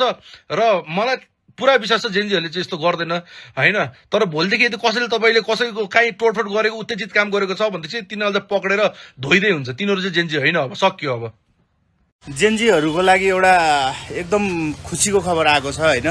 जुन चिजको हामीलाई डर भइरहेको थियो होइन, सिंहदरबार जलायो, डाटा जलायो भने म पनि रातभरि सुते आएन क्या गाइज यार। म के अरे 4:30 बजे सुतेर होइन 3-4 घन्टा निदाएँ होला, फेरि बिहान उठेर गइहालेँ होइन हेर्नलाई के भइरहेछ देश भनेर। रातभरि त्यो बेलुका हेरेर आएको, जलेको देखेर यार म पागल। तर त्यो एउटा खुसीको खबर आएको छ होइन, डाटा सुरक्षित छ भन्ने खुसीको खबर आएको छ। यो सबै नेपालीको लागि एकदमै खुसीको कुरा हो, त्यो एकदमै इम्पोर्टेन्ट कुरा थियो क्या। त्यो डाटा सिंहदरबार जलाउँदाखेरिको टेन्सनै त्यही थियो क्या होइन। एउटा भौतिक क्षति त भयो, तर जुन चिज हामीले सोचेको थियौँ त्यो चाहिँ सुरक्षितै छ अरे भन्ने खबर आएको छ। यो सबै जेनजी पुस्ताको लागि एकदम खुसीको खबर हो है गाइस। एउटा नेपालका जेनजीका युवाहरूलाई के भन्न चाहन्छु भने तिमीले विजेता त हासिल गर्यौ, तर देशलाई 50 वर्ष पछाडि ढकेल्यौ। अब तिमीहरूले देशमा खरानीमा घुँडा टेक्यौ। अब त्यतिको देश बनाउनलाई 50 वर्ष लाग्छ। तिमीहरूलाई उनीहरूको संविधान मन परेको थिएन, उनीहरूको नियति मन परेको थिएन। उनीहरूको नियतिलाई जलाएर खरानी बनाएर तिमीहरूको नियतिलाई अगाडि बढाउन सक्थ्यौ, तर तिमीहरूले सम्पत्ति जलाएर खरानी बनायौ। सिंहदरबार सिंगल एउटा जलेन, सिंहदरबारमा 100औं वर्ष अगाडिदेखिका इतिहास जलेर खरानी भयो। अब तिमीहरूले त्यो इतिहासलाई विश्वमा खोज्दा पनि भेट्ने छैनौ। बाउले गरेको छोरालाई मन पर्दैन, छोराले गरेको नातिलाई मन पर्दैन। तिमीहरूले गरेको पनि भोलिका पिँढीले मन नपराउन सक्छन्। तिमीहरूले गरेको चाहिँ मन पर्छ भन्ने छैन। हुन त तिमीहरूमाथि दुश्मन लाग्यो किनभने तिमीहरूको नियतिमा त्यो थिएन, तिमीहरूको नाम लिएर अरूले उपद्रव गरे, अरूले बदनामी गरे। त्यसो हुँदा देश 50 वर्ष पछाडि धकेलिएको छ र देश चलाउने जुन नेताहरू थिए ती नेताहरूलाई के भन्न चाहन्छु भने पाप उहिलेका मान्छेले पाप धुरीबाट कराउँछ भन्थे, पाप धुरीबाट करायो, कहीँ खोलाबाट कराएको पनि देखियो, नदी नालाबाट पनि कराएको देखियो। यो पाप नि कहाँबाट कराएको? म चाहिँ अहिले भर्खर घर आउँदै थिएँ, लगभग अहिले कति 10 जति बज्नु त लाग्यो भाइ। अनि हामी चाहिँ लगभग मसँग साथी पनि 3-4 जना थियो, त्यो भएर म निर्धक्कै भएर घर आउँदै थिएँ बाइकमा। अनि सो बाटो के भयो भने चाहिँ प्रिजनबाट निस्केको मान्छेहरू चाहिँ लास्टै धेरै यो भक्तपुरको ठिमीको बाटोमा चाहिँ लास्टै धेरै हिँडेर देखेँ होइन। अब नेपाल आर्मीको नम्बरमा जुन मैले त रोकेर नै सोधेँ हो। अनि कहाँबाट आउनु भने सेन्ट्रल जेलबाट आएको, के केसमा भन्दाखेरि जग्गा केसमा, कोहीको मान्छे मारेको केसमा, त्यस्तो मान्छेहरू चाहिँ बाहिर निस्किरहनु भएको छ होइन। अनि नेपाल आर्मीको नम्बरमा फोन गर्दाखेरि एउटा मात्र नम्बर भएको कारणले व्यस्त भनेर मैले चाहिँ नत्र त्यतिखेर फोन गरेर समाइदियोस् भन्ने मैले चाहन्थेँ। किनभने यो भनेको त देशको लागि एकदमै रिस्क हो। अब जुन जेनजीले हाम्रो यो आन्दोलन गर्नुभयो एकदमै राम्रो चिज हो, तर त्यो सँगसँगै अरू मिसआउट भएर अनि जुन रवि लामिछानेलाई अहिले निकाल्दाखेरि चाहिँ त्यो प्रिजनबाट जति धेरै मान्छे निक्ले अनि पुलिस चौकी जति पनि तपाईँहरूले डराउनु भयो, त्यो डराउँदाखेरि चाहिँ त्यहाँबाट निक्लेको प्रिजनरहरू बाहिर निक्लेर चाहिँ एकदमै खतरनाक भइरहेको रहेछ। अनि पसलमा गएर खुकुरी लिएर गएर थर्काउने प्लस अनि यताउति पैसा माग्ने त्यो खालको कुराहरू भइरहेको छ। सो एकदमै टेक केयर हुनु होला। अनि रातिको समय हिँड्दाखेरि चाहिँ एकदम विचार गर्नु होला। नेपालमा चाहिँ सेक्युरिटी अब 0 जस्तै भइसकेको छ। अनि नेपाल आर्मीको भरले चाहिँ तपाईँहरू ढुक्क भएर राति हिँड्ने काम नगर्नु होला। झन् लेडिज हुनुहुन्छ भने त एकदमै सिक्योर भएर बस्नु होला। मेरो फ्रिडम छ, मैले यस्तो गरेको छु भनेर चाहिँ आफूलाई तुजुक देखाएर हिँड्नुहुन्छ भने चाहिँ अलिकति गाह्रो हुनसक्छ। अब हामी पनि सकेसम्म यो सेफ्टीलाई ध्यान दिँदै म आफै नै यताउति हेरेर सबै मान्छेहरूलाई सोध्दै हिँडिरहेको थिएँ। त्यही भएर अनि मैले चाहिँ चाँचाड जाऊ भनेर भनिदिएँ। अनि पछि तल ठिमी आएर चाहिँ आर्मीलाई फोन गरेको, फोनै लागेन। त्यो चाहिँ तल आर्मीको कोही मान्छे हुनुहुन्छ भने मेन्सन गरिदिनु होला। सो ठिमीको बाटोमा चाहिँ धेरैजना हिँडिरहनु भएको छ, त्यही नै हो।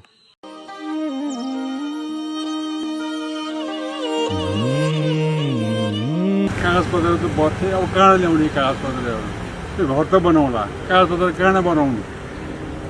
यो अब ठुलो दुर्भाग्य हो। नि हामी अझै अब 10 वर्ष पछाडि धकेलियौँ भनेपछि ठुलो द्वन्द्वको भुमरीमा फस्यौँ हामी होइन। यस्तो पनि द्वन्द्व हुन्छ। द्वन्द्व भनेको त 2 थरी लड्ने पो द्वन्द्व हुन्छ।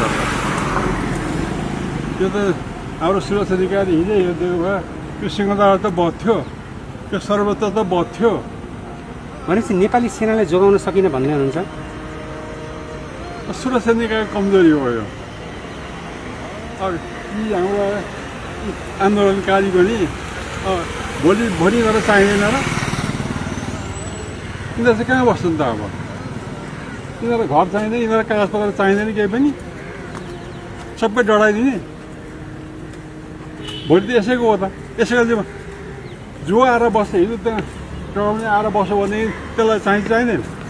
मैले 7 साल पनि देखेँ, 18 साल पनि देखेँ, 36 साल पनि देखेँ, 40 साल पनि देखेँ, यो 60-63 साल पनि देखेँ। तर यति ठुलो नोक्सानी कहिले पनि भएको थिएन। एकै दिनमा हामी गरिबी रेखामुनि पुग्यौँ। तपाईँहरूले हिजोको आन्दोलनमा एउटा कुरा नोटिस गर्नुभयो? सिंहदरबार चल्यो, मालपोत चल्यो, सर्वोच्च अदालत चल्यो, अख्तियारसम्म चल्यो। किन यी चिजहरूलाई टार्गेट किन गरियो त? थाहा छ किन? यहाँ भनेका भ्रष्टाचार गरेका पुराना भ्रष्टाचारीहरूका फाइल थिए। त्यहाँ तिनी भवन मात्रै चलेनन्, तिनी फाइल फरमानहरू सबै चलेर नष्ट भइसके। अब तिनीहरूलाई कसरी कठघरामा उभ्याउने? कुन फरमानले उभ्याउने? अरे फरमान छोडौ यार, अब अदालत छैन यार, अदालत छैन त कसरी उभ्याउने? यो प्रिपेड एउटा प्लानिङ गरेर जेनजीहरूको टिमलाई डाइभर्ट गरेर यसरी फरमान मेटाइयो। यो कसै न कसैले साजिस गरेकै छ। यहाँनिर कुनै न कुनै व्यक्तिको साजिस नभइकन, कुनै न कुनैले साजिस नगरिकन यति भएको होइन। अब हाम्रो कर्तव्य के हो भने, अब झोलेहरूले जे गर्नु थियो गरिसके। हिजो जेनजीको फाइदा उठाएर झोलेहरूले गरिसके। अब हामीले गर्नुपर्ने भनेको घरमै बसौँ, बाहिर ननिस्क्यौँ। कर्फ्यू जारी देशैभरि भइसकेको छ। अब यदि कोही व्यक्ति आजबाट निस्केर तोडफोड गर्छ, कुनै ठाउँमा आन्दोलनको प्रदर्शन गर्छ भने त्यो व्यक्ति पक्का झोले हो। त्यसलाई नेपाली सेनाले अब कब्जामा लिनेछ, उसले नियन्त्रण गर्छ। किनभने सेनाले देशलाई जिम्मा लिइसकेको छ।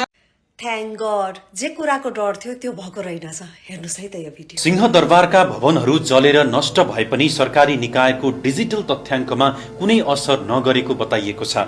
एकीकृत डाटा व्यवस्थापन केन्द्र कार्यालयका प्रमुख मनिष भट्टराईका अनुसार सिंहदरबारमा रहेका विभिन्न सरकारी निकाय र कार्यालयका डिजिटल तथ्याङ्कमा खासै असर परेको छैन। भवन जले पनि तथ्याङ्कहरू सुरक्षित सर्भरमा रहेको बताइएको छ। के लाग्छ तिमीहरूलाई देश नेताले गर्दा मात्र बिग्रेको? तिम्रो जस्तो चोर जनताले गर्दा पनि बिग्रेको हो, बुझ्यौ नि?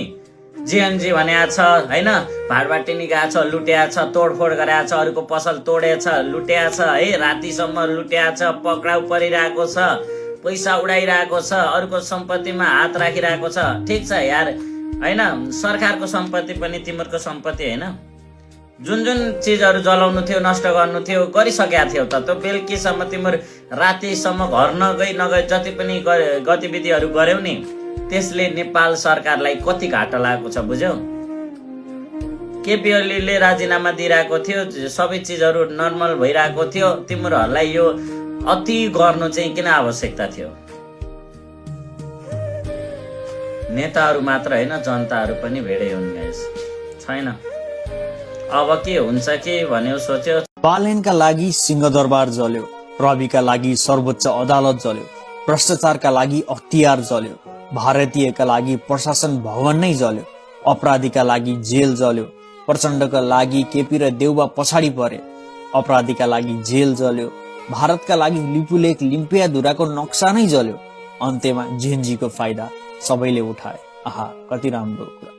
जसले लेख्नुभयो निकै मर्मस्पर्शी कुरा लेख्नु। मलाई यो टपिकमा धेरै बोल्नु मन थिएन होइन। मलाई सबै परिवारले नबोले नानी बोल्ने होइन, होस् छोड्दे, भोलि तमाथि अट्याक गर्छन् भने मलाई मेरो फ्यामिलीले बोल्न पनि दिएको थिएन कि। तर अब म बोल्छु। ल सुन, देश लुट्ने बेलामा, भ्रष्टाचार गर्ने बेलामा तीनटा पार्टीको मान्छेले पालो पालो, कहिले तेरो पालो कहिले मेरो पालो, भोलि तेरो पालो गरेर बराबर रूपमा लुट्ने, तीनटैले लुट्या हो नि त देश त होइन। नयाँ आएको पार्टी पनि चोखो छैन, किनभने नयाँ पार्टीमा जति पनि यो नयाँ मान्छेहरू आएको, तिमीहरू जेएनजीको तिरबाट आएको होइन, यिनीहरू पुरानै यिनै पार्टीबाट कहिले पद नपाएर, कहिले चाहिँ भनेको जति लुट्न नपाएर यिनै धमिराहरू गएको हो। तिनीहरूको छानबिन गरिस्, तिनीहरूको घर जलाएनस् नि त।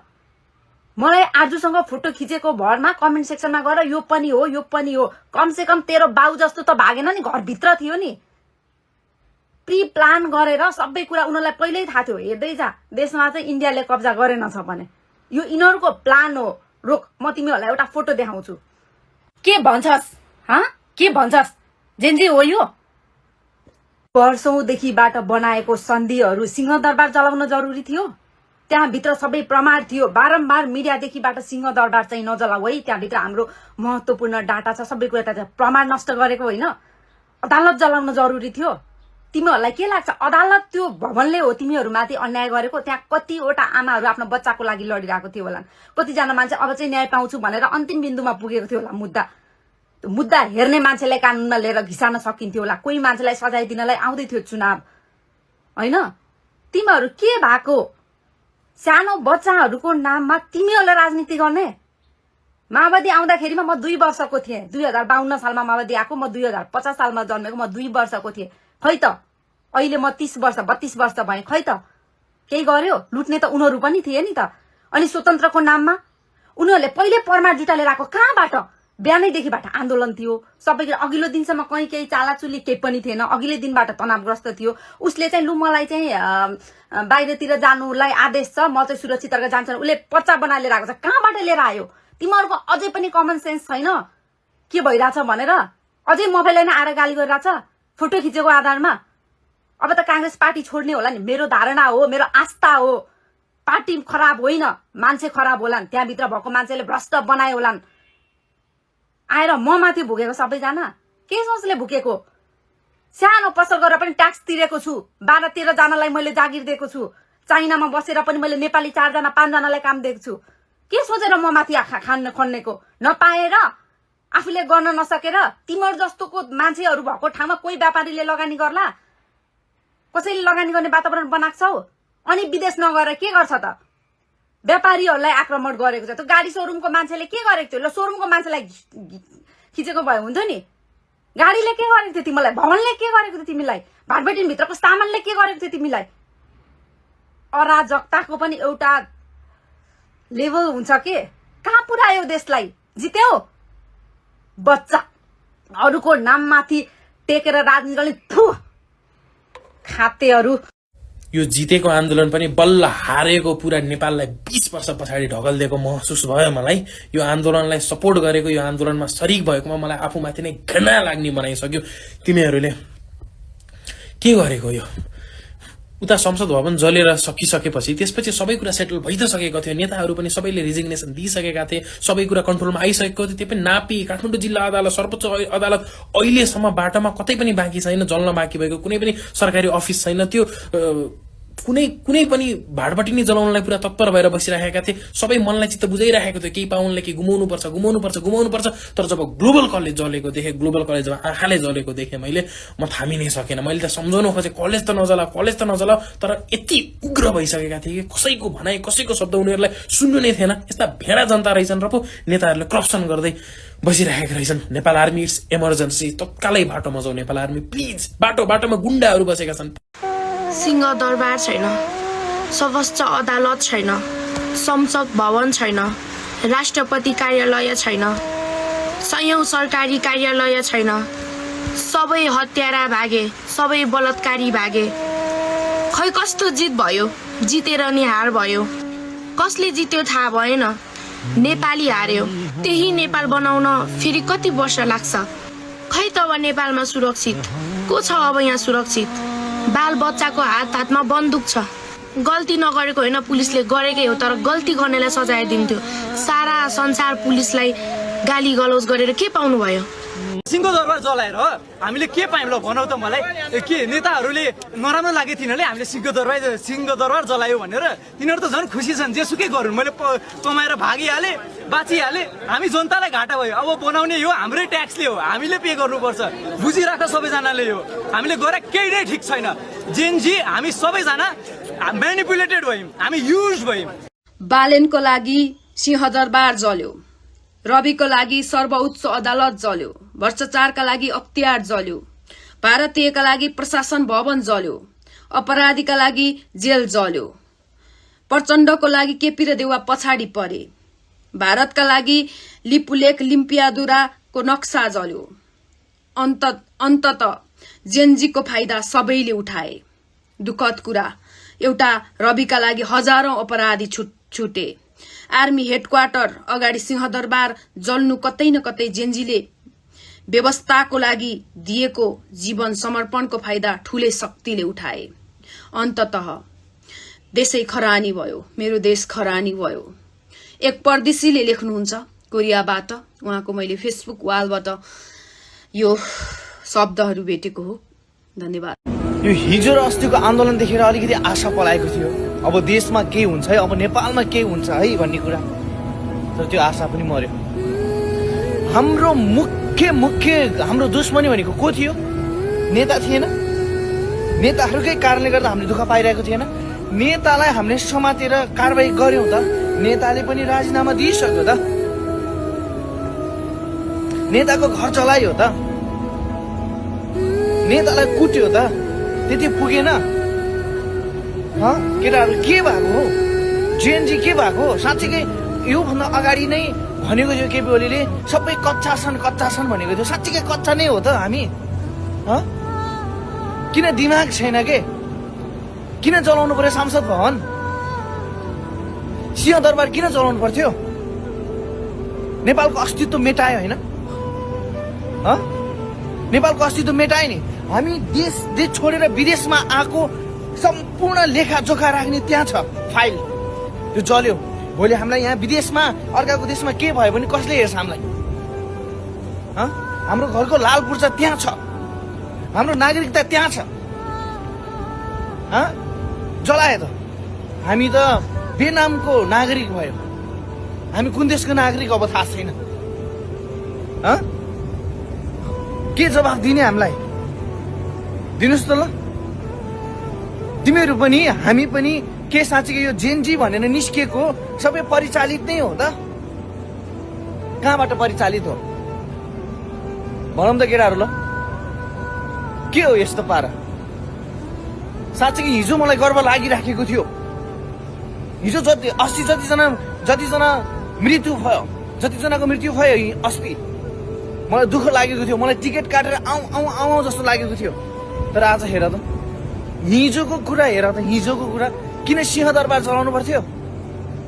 हाम्रो सम्पत्ति होइन, हाम्रो नेपालको शान होइन? त्यहाँ केही थिएन, सबै चिजको लेखाजोखा छ त्यहाँ। किन दिमाग भएन त्यो? किन दिमाग भएन?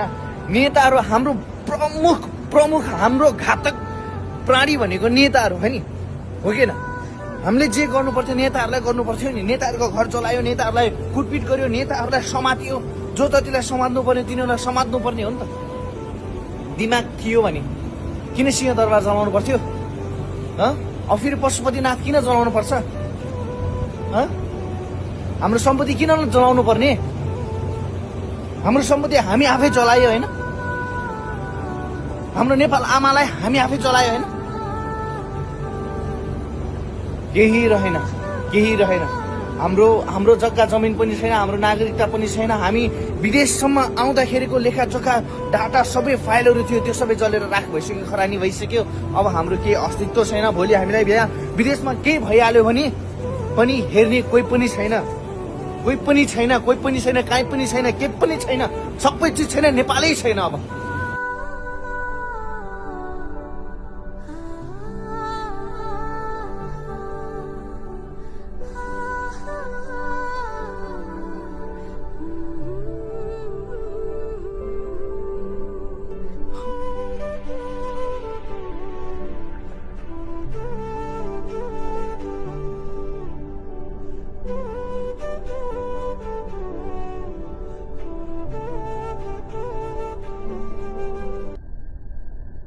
पचासचोटि भन्यो होला सिंहदरबार नगर। त्यो डेटा सेन्टर नेपालको अस्तित्व नै हरायो। कसले बनाउँछ? जेनजीलाई आइटी आउँछ, आउँदैन। हामीलाई सफ्टवेयरवाला आइटी आउँछ, हामीलाई हार्डवेयरवाला आइटी आउँदैन। कसैले पनि नेपालमा कोहीसँग पनि नेसन वाइड रन हुने, सबैको डाटा राख्न सक्ने, सबैको नागरिकता राख्न सक्ने, सबैको इन्फर्मेसन राख्न सक्ने, सबै डोमेन होस्ट गर्न सक्ने छैन। नेपालमा त्यो लेभलको हार्डवेयर सर्भर चलाउन सक्ने मान्छे क्षमता नै छ, बनाउनै सक्दैन क्या नेपालले। त्यो फेरि बुझि नै राख्नु भएको छैन कसैले पनि। नेपालमा त्यो बन्दैन। साउथ कोरियाले आएर बनाइदिएको हो त्यो। नेपाल टेलिकम जापानले आएर बनाइदिएको हो। पार्लियामेन्ट चाइनाले आएर बनाइदिएको। जहाँ मर्न नसक्यो त्यो जापानले बनाइदिएको टेलिकम पनि भाँचेर आइदो, जहाँ टियु पनि भाँचेर आइदो। म्याच सिक्ने हुनै नेपाल सिद्धियो। होप नै बाँकी छैन क्या मलाई अहिले। जुन वेमा जल्यो नि सबै कुरा, 50चोटि भनेको थियो होला नगर। नेपालले फेरि बनाउन सक्दैन, नगर। तेललाई चाहिँ छोड है, त्यसमा हाम्रो सबै कुरा छ। तेललाई चाहिँ छोड। राष्ट्र ब्याङ्क पनि भाँचेर मरिस। त्यो बुक के खान? त्यो शीतल निवास हाम्रो पनि थियो, त्यो बालुवाटार हाम्रो पनि थियो, त्यो प्रशासनिक भवन हाम्रो पनि थियो। त्यो सिंहदरबार त हाम्रो हो। त्यसैले हिजो आन्दोलन गर्ने चाहे जेएनजी होस्, चाहे कुनै पार्टीका कार्यकर्ता हुन्, चाहे आतंकवादी हुन्, यसमा हामी कहिले पनि सहमत गर्ने छैनौं। नेताको घर जलाइयोस् अथवा व्यक्तिको घर जलाइयोस्, सम्पत्ति लुटियोस्, यसमा कुनै असर गर्दैन थियो। तर साझा सम्पत्ति, राष्ट्रको सम्पत्ति जलाइएको छ, यसमा घोर भत्साना छ। चाहे त्यो जेएनजी होस् अथवा जेएनजीलाई उस्काएर यो घटना गर्ने अर्को कुनै समूह अथवा कुनै राजनीतिक पार्टी होस्, यिनीहरूको चाहिँ पहिचान हुन जरुरी छ। र यिनीहरूलाई चाहिँ कठोर भन्दा कठोर चाहिँ सजाय दिन जरुरी छ। सिंहदरबार छैन, सर्वोच्च अदालत छैन, संसद भवन छैन, राष्ट्रपति कार्यालय छैन, अनि त्यस्तै सयौं सरकारी कार्यालयहरू छैनन्। सयौं बलात्कारी भागे, सयौं हत्यारा भागे। खै कस्तो जित भयो, जितेर नि हार भयो। कसले जित्यो थाहा छैन, तर नेपालले चाहिँ हार्यो। यही नेपाल बनाउन कति वर्ष लाग्ने हो? अब मेरो देश बिरामी छ, तर त्यो बिरामीको उपचार गर्न नयाँ डाक्टर आउँदैछ। खुसीको कुरा यही नयाँ डाक्टर आउँछ भन्ने बाहेक अरू केही छैन साथीहरू। सिंहदरबार जल्यो, त्यहाँ भ्रष्टाचारका प्रमाणहरू जले, फाइलहरू जले। अख्तियार दुरुपयोग अनुसन्धान आयोग जल्यो, त्यहाँ भ्रष्टाचारीहरूलाई कारबाही गर्न लागेका तत्कालीन फाइलहरू जले, त्यहाँ राखिएका फाइलहरू जले। हत्यारा बलात्कारी खुङखार अपराधीहरूलाई जेल कोच्नको लागि तयार राखिएका फाइलहरू सर्वोच्च अदालतमा जले। मालपोत कार्यालयमा हरेक घरका प्रत्येक घरका लाल पूर्जाहरू जले। यातायात कार्यालयमा हरेक लाइसेन्सहरू जले। अब यी भ्रष्टहरूलाई कसरी ल्याउने कानुनको दायरामा र कसरी कोच्ने यिनीहरूलाई जेल। अब त्यो प्रमाण त चाहिएला जेल कोच्नको लागि कि कानुनी थिति नबसालेर जनताको अदालतबाट एकैचोटि कर्याप झ्याप पारेर हाल्नु पर्यो। यदि त्यसो गर्न सकिँदैन भने कानुन अनुसार गर्नको लागि सिंहदरबारभित्र रहेका फरमानहरू जलेका छन्, सर्वोच्च अदालतमा रहेका फरमानहरू जलेका छन्। अनि हामीले जित भयो भनेर खुसियाली मनाएर मात्रै हुन्छ त? यी नेताहरूलाई देशबाट लखेट्नु मात्रै जित हो त हाम्रो? पक्कै पनि होइन। यी नेताहरूलाई मुखै मुखमा भाटाले हान्नु के हाम्रो जित हो त? होइन। हामीहरूले यिनीहरूलाई आजीवन कारावास कोच्नको लागि त्यहाँ भएका प्रमाणहरू, यिनीहरूले लुटेको भ्रष्टाचार गरेको धनहरू सम्पत्तिहरू राज्यको ढुकुटीमा ल्याउनको लागि रहेका प्रमाणहरू जलेका छन्। अनि हामी खुसी हुनु त? हुन त हामी एकपल्ट खुसी नै भएका छौँ, तर पनि हामीले के जित्यौँ र के हार्यौँ अलिकति अनुमान गर्न सकेका छैनौँ। जित त हामीले पक्कै पनि गरेका हौँ। 1.5 दिनमा यो 2/3 सरकारलाई ढालेका हौँ, सत्ता उलटफेर गरेका हौँ, यहाँको प्रधानमन्त्रीलाई बर दुबईमा खेद्न सफल भएका हौँ। तर पनि हामीले भन्नै पर्छ, हामीले जितेर पनि हारेका छौँ। यसमा तपाईँको धारणा के छ? साँच्चै हामीले जित मात्रै गऱ्यौँ कि जितभन्दा धेरै हार्ने काम पनि गऱ्यौँ त? आफ्नो विचार के छ कमेन्ट गर्नुहोला। सिंहदरबार जलाएर बनायो नयाँ नेपाल। अब त्यो भनेको साउथ कोरियाले आएर बनाइदिएको थियो। त्यसमा 3 करोड नेपालीको डेटा थियो, त्यो पनि जलेर नष्ट भयो। इन्फर्मेसन थियो, त्यो पनि जलेर नष्ट भयो। विश्वभरिका 206वटा देशको हामीले बोल्न नसकेको भाषाको ट्रान्सलेट गर्ने त्यहाँभित्र थियो, त्यो पनि जलेर सकाप भयो। राष्ट्रिय अन्तर्राष्ट्रिय सन्धि सम्झौताहरू जे थिए सबै ती जलेर राख भए। अब नेपालमा त्यस्तो किसिमको हार्डवेयर इन्जिनियरै छैन, सफ्टवेयर इन्जिनियरले गर्न सक्दैन। त्यो गर्न त परेको कुरा छोडिदियो, तिनीहरूले चलाउनै सक्दैन त्यो बनाएको। यो बनाउन कयौँ वर्ष लाग्छ, कयौँ साल लाग्छ। चाइनाले बनाइदिएको संसद भवन थियो, त्यो पनि तिमीले जलाएर खाक गर्यौ। नेपाल टेलिकम जापानले बनाएको थियो, त्यो पनि जलाएर खाक गर्यो। अब बनायो नयाँ नेपाल। हेर्दै जाउँ के गर्छौ। नयाँ आएका भने सुनका डल्ला आँक्छन्, बन्छन् अब नयाँ नेपाल। अब नमस्कार सम्पूर्णमा। जेनजिओ टिमले राम्रो काम गर्यो, तर राम्रो भन्दा पनि धेरै नराम्रो काम भयो यहाँ। हामीले भ्रष्टाचारी नेताहरूको घर जलाउने अनि भ्रष्टाचारीहरूलाई कुट्ने काम एकदमै राम्रो गरियो पनि, त्यो मलाई खुसी पनि लाग्यो। तर चाहिँ संसद भवन जलाइयो, सिंहदरबार जलाइयो, अदालतहरू जलाइए, अनि त्यसपछि हाम्रो चाहिँ मालपोत कार्यालयहरू जलाइए, अनि कारागारभित्र रहेका कैदीहरूलाई छ। हामी देश बनाउन हिँड्ने मान्छेले देश नै बिगाडेर हिँड्यौँ।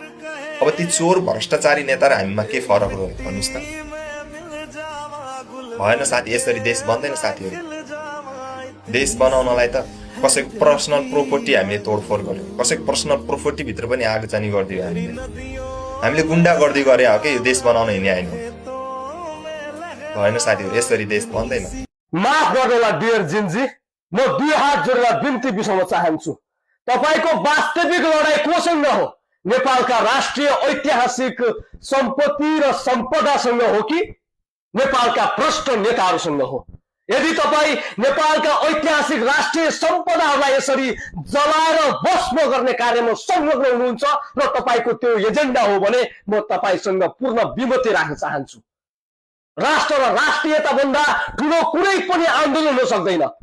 तपाईहरूलाई दिल खोलेर हार्दिक धन्यवाद ज्ञापन गर्न चाहन्छु। तपाईँले अहिलेसम्मकै नेपालकै कुर घमण्डी पाखण्डी अहङ्कारी प्रधानमन्त्रीलाई राजीनामा दिन बाध्य लगाउनु भयो, यसमा मेरो पूर्ण समर्थन छ। नेपालकै ऐतिहासिक तुच्छ नैतिक भएका गृहमन्त्रीलाई राजीनामा दिन बाध्य बनाउनु भयो, यसबारेमा पनि मेरो पूर्ण समर्थन छ। तपाईले नेपालका भ्रष्टाचारी नेताहरूलाई छानी उनीहरूको निवासमा गएर उनीहरूको निवासलाई आगो लगाएर खरानी बनाएर उनीहरूलाई फुटेर सडकमा ल्याएर थ्याचेर नाइएजार बनाएर रामधुलाई गर्नुभयो, यसमा पनि मेरो पूर्ण समर्थन छ। यसमा तपाईँलाई हार्दिक धन्यवाद छ। तपाईँलाई मैले मात्र होइन, मेरो पुस्ताले पनि स्मरण गर्नेछ। तर यति बेला सिंहदरबार जलेर भस्म भइरहेको छ, सर्वोच्च अदालतका भवनहरू खरानी भइरहेका छन्, नेपालका ब्याङ्कहरू यति बेला लुटपाट भइरहेका छन्। यदि यो कार्यमा तपाईँहरूको संलग्नता हो भने कृपया तपाईँ जस्तो नेताहरू त्यस्तै नै जनताहरू भनेर चाहिँ एक्जाम्पल सेट भइरहेछ कि यहाँ अहिले सबैजना मान्छेहरू के भइरहेको हो कि जे चाहिने थियो त्यो पाइसक्यो। होइन सरकार ढाल्नु थियो, ढालिसक्यो। करप्टेड मान्छेहरूलाई पनिसमेन्ट दिनुपर्ने थियो होइन, कतिजनालाई दिन सकिरहेको छैन, कतिजनाले पाइसक्यो होइन, जलाइसक्यो। तिमीहरूले जे जलाउनु मिल्छ त्यो सबै चिज जलाइसक्यो। तर अब प्लिज जनतालाई छोडिदेऊ। जनताहरू सफर गरिरहेछ। अब उनीहरूको बिजनेस, उनीहरूको घर सबै ठाउँमा तिमीहरूले के गरिरहेको हो। Please stop it guys, please stop it. खेती कसले लिने? हिजो उहाँ बित्नु भएको भए म बितेको भए यो भाइ बितेको भए हामीलाई के हुन्थ्यो सर? हाम्रो परिवार कसले पालिदिने? मसँग सम्पत्तिमा भएको दुईटा गाडी एउटा बाइक थियो। अब केही पनि छैन। म के अरे लोन छ, 60 लाख 70 लाखको लोन छ। कसले तिर्दिने? अब 80 लाख रुपियाँ लोन छ। मेरो घर बन्दकी छ फाइनेन्समा। फाइनेन्समा लोन छ मेरो घर। कसले तिर्दिने? अब मेरो नाम महेश खत्री, मेरो घर नलिन चोक, 1992 किर्तन नम्बर के अरे उसमा कोटेश्वरको सगाडीमा छ बन्दकी।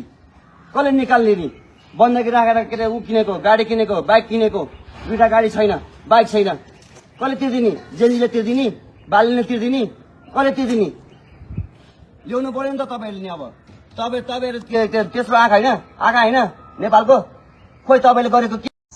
अति खुसी लाग्यो कि मलाई होइन। हाम्रो नेपालमा जेनजीले त्यस्तो ठुलो आन्दोलन गरेर त्यो साला पुरानो सरकार भत्ताभुङ्ग पारेर होइन अब नयाँ सरकार गठन गर्यो। अनि हाम्रो महिला प्रधानमन्त्री पनि होइन नेपालकै हिस्ट्रीमा पहिलो पटक होइन, नेपालको इतिहासमा महिला प्रधानमन्त्री पनि हुनुभयो। उहाँलाई धेरै धेरै धेरै धेरै बधाई छ। अनि हाम्रो जेनजीका सबैलाई हाम्रो नेपालको सारा जेनजी अनि सारा जनतालाई मेरो धेरै शुभकामना। अनि मलाई धेरै खुसी लागेछ। अनि उहाँले अब आएर राम्रो काम गर्नुहुन्छ होला। यो अरू पार्टीहरूको चाहिँ त्यहाँनिर फेरि ल्याउन भएन है। फेरि अरू पार्टीहरू त हराएर जानु परेछ नि हाम्रो त, के होइन भन्नुहोस् त। फेरि उनीहरूलाई ल्यायो भने त फेरि उनीहरूले त्यही सुरु गर्छ पहिलाकै। सो मलाई खुसी लाग्यो उहाँले अब अन्तरिम सरकारमा चाहिँ उहाँ प्रधानमन्त्री हुनुभयो। अब बिस्तारो गरेर हाम्रो नेपाललाई फेरि बिल्ड गर्नुपर्छ है साथी हो। ल मलाई धेरै खुसी लाग्यो। हजुरहरूलाई धेरै धेरै बधाई छ। अनि हाम्रो प्रधानमन्त्री ज्यूलाई पनि मेरो धेरै शुभकामना। उहाँले त मेरो के हेर्नुहुन्छ होला, तैपनि मेरो तर्फबाट हार्दिक बधाई। अनि मलाई धेरै खुसी लाग्छ हाम्रो नेपालमा सबैलाई राम्रो होस्, सबैलाई सुख होस्, शान्ति होस्। अनि हाम्रा जति पनि भाइ बहिनीहरू वीरगति प्राप्त गर्नुभएको छ उहाँहरूको आत्माले पनि शान्ति पाओस्। अब होइन बिचरा उहाँहरूको लागि पनि तपाईँहरूले राम्रो गर्नुपर्छ। त्यत्रो मान्छेको ज्यानै गइरहेछ होइन। हस् ल बाई। ठक्क थोकिदिनु मन लाग्यो मलाई त अहिले त तिमीहरूलाई। जेनजीको नाम बदनाम गरेर सिंहदरबारदेखि लिएर सम्पूर्ण संसद भवन जलाएर तिमीहरूले ध्वस्त बनायो। हामी देश बचाउन हिँडेको, हामीलाई राम्रो सरकार चाहियो, इमानदार सरकार चाहियो भन्दै गएर भटबटनीबाट प्याडदेखिको लिएर रक्सीको बोतल, बिस्तारा, एउटा गुडियासम्म तिमीहरूले छोडेनौ, साबुनसम्म छोडेनौ। तिमीहरू त चोर भयो। तिमीहरूले देश बचाउँछौ, तिमीहरूलाई राम्रो सरकार पायो, राम्रो सरकार। देश बचाउन हिँडेर खुद चोर्या छौ। जेनजीको नाम बदनाम गरेछन्। नेपालमा सब चोर र डाका भन्दा अहिले कोही पनि निस्किया छैनन्। अहिले आएर पुलिस प्रशासन चाहियो है, चाहियो नि, चाहिँदो रहेछ नि। त्यसैले भन्छ नि सोचेर मात्रै कदम अगाडि बढाउनु पर्छ कि। जसरी पुलिस प्रशासनले नसोची नबुझी गोली हान्ने आदेश आउन साथ कञ्चट्टा ताकेर हानेर हाम्रो बच्चा, हाम्रो जेनजी, हाम्रो भाइहरूलाई, हाम्रो बहिनीहरूलाई मार्यो नि, त्यसरी नै तपाईहरूले के गर्नुभयो? कसले हान्यो गोली? सजाय पायो कसले? को थियो त गोली हान्ने? तपाईहरूले थाहा पाउनुभयो? गोली हान्न आदेश दिएकोलाई त तपाईहरूले मार्नुभयो, ठिक छ। बाँकी त्यो सबै साधारण त्यो पुलिसहरू, प्रहरीको के गल्ती थियो? उनीहरूले आफ्नो कर्तव्य निभाइराखेका थिए नि। जसरी जेनजी भाइहरूको लागि, बहिनीहरूको लागि आत्मा रोएको थियो, त्यसरी मलाई पुलिस प्रहरीको लागि पनि मेरो आत्मा रोयो क्या। त्यसरी गर्ने होइन। आफ्नो देश, आफ्नो त्यो वर्दीको लागि उनीहरूले कति लडेर, त्यो देशको एउटा इज्जत हो नि त। पुलिस प्रहरीको एउटा त्यो वर्दीको इज्जत के हुन्छ, कस्तो हुन्छ, त्यो तपाईँ हामी नेपालीले बुझ्नु पर्थ्यो। त्यसरी उतारेर नाङ्गो बनाएर खोला खोलामा दौडाएर सबैलाई गोली हान्ने एउटा, सजाय पाउने हजारौँ। उहाँहरूलाई पनि त चित्त दुख्छ होला नि त। जसरी जेनजी भाइ बहिनीहरूलाई गोली हानेर मारियो, हामी अरू जेन्जी भाइ बहिनी, हामी अरू नेपाली, हामी जनताहरूलाई जसरी पिर पर्यो त्यसरी पुलिस प्रशासनलाई पनि त पिर लाग्छ होला नि त। उहाँहरूको साथीहरूलाई नङ्गाएर त्यसरी दौडाउँदा यसरी हात माथि गरेर नमस्कार गरेर सरी भन्दा समेत पनि छोड्नु भएको छैन क्या तपाईँहरूले। अहिले पुलिस प्रशासनले फलानो चोरको जिम्मा लगेन, यो चोरको जिम्मा लगेन भनेर भन्नुहुन्छ। पुलिस प्रशासनलाई मात्रै दोष नदिनुहोस्। उहाँहरूले आफ्नो वर्दीको कर्तव्य निभाउनु भएको थियो तर गलत तरिकाले निभाउनु भयो। तर निभायो कसले, सजाय पायो कसले? तपाईँहरूले सजाय दिनुभएको थियो। पुलिस प्रशासन पछि हटेकै थियो। मैले प्रत्येक भिडियो क्लिपहरू हेरेको छु। उहाँहरूले हात खडा गरेर उहाँहरूले चाहिँ सबै सरेन्डर गरेर उहाँहरूले हरेक कुराहरू त्यागेर आफ्नो हातमा समातेको हरेक सुरक्षा कवचहरूलाई उहाँहरूले चाहिँ मजाले गिभअप गर्नुभएको थियो क्या। त्यो भइसकेपछि त इट्स ओके त, इट्स ओके। हजुरहरूले मजाले तोडफोड गर्नुभएको थियो। हामीले आफ्नो मनको भडास पोखेका थियौँ। हामीले मजाले तिनी नेताहरूका घरहरू जलाइएका थिए। तिनी नेताहरूलाई कतिजनालाई कुटपिट पनि भएकै थियो। एकदम त्यो हेर्दा यति आनन्द लागेको थियो क्या र हाम्रो नेपाली जनता सबैले लागेको थियो। तर मलाई चित्त नबुझेको कुरा होला, म गलत हुम्ला, तपाईँहरूले मलाई गाली गर्नुहोला, इट्स ओके गर्नुहोस्, मलाई फरक पर्दैन। तर म बोल्न बाध्य भएँ क्या। हुन त म बोलेर अब हुने केही पनि होइन। तर आगामी दिनमा चाहिँ प्लिज अलिकति सोचेर, जस्तै हामी अरूलाई भन्छौँ नि, अनि निर्दोषीलाई यस्तो गर्यो भने तपाईँहरूले पनि निर्दोषीलाई नै सजाय दिनुभयो नि त होइन। त्यो पनि पुलिस प्रशासन भित्र रहनु भएको जुन हामीलाई चाहिँ एकदमै हाम्रो नेपाल, हाम्रो देशलाई चाहिने एउटा सुरक्षा हो कि। एकपटक यहाँ हेर्नु है।